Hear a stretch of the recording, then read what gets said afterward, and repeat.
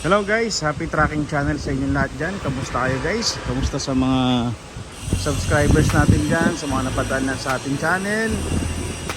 Yan, happy tracking sa inyong lahat guys. Yan. Meron tayo dito mga truck, no? Mga Japan surplus na truck. Dami.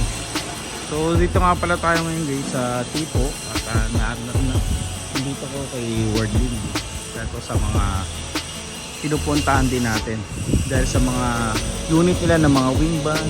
Actually pagdating din sa mga wing van, no guys, mga 6WF1 ng mga CFDI, meron dito guys, ang gaganda din, no? Mga Asis. Pero itong bago sa kanila guys, meron na silang L at forward, no? Noon kasi puro lang silang mga 10-wheeler, 12-wheeler, dump truck, no? Ngayon meron sila forward yan. Kaya nito 4JJ1 na wing van. Yan natin to, NKR N series. Halos kadalasan kasi guys ng mga N series, torsion type, no? Mga spring type yung kanyang harapan. Ayan, no?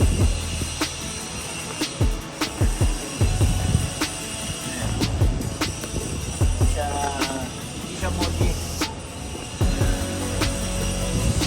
5 stud. 2, 4, 6, 8, 10, 12, 14 feet. So aside from that, meron din dito ang 4JJ1 close band, 14 feet din guys. Ayan.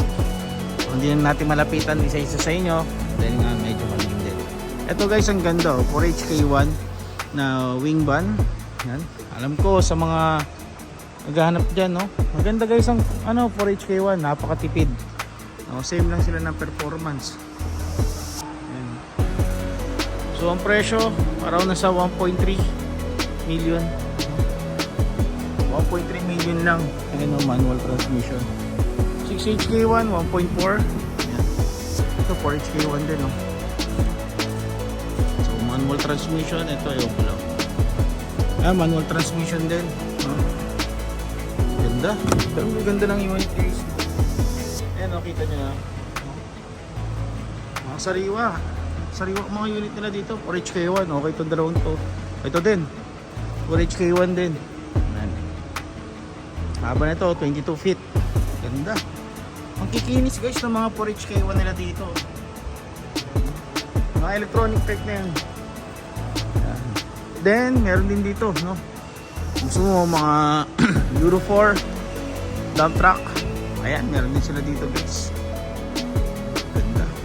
Ganda ng mga unit nila dito guys. Ito, meron din dito 6WF1 CRDI. Shoutout sa mga taga Central Luzon, no? Central Luzon haulers, baka gusto nyo ito. Alam ko sa presyo nito sa around 2.2 or 2.1, no? 6WF1. Then guys, meron din dito. Meron din dito freezer. Tingnan natin to freezer. Pakita ko sa inyo. Meron mga nakariko na, pero itong gandang kikinis, magaganda condition ng chassis. Ito 6HK1. 6HK1. 6HK1, kakatabi mga 6HK1. Tapos meron din dito, meron pa dito, nakapagpipilan pa kayo ng mga 10-wheeler. Ito, yan ito, Euro 4 wing van guys. Presyo nasa around 1.9 1.8.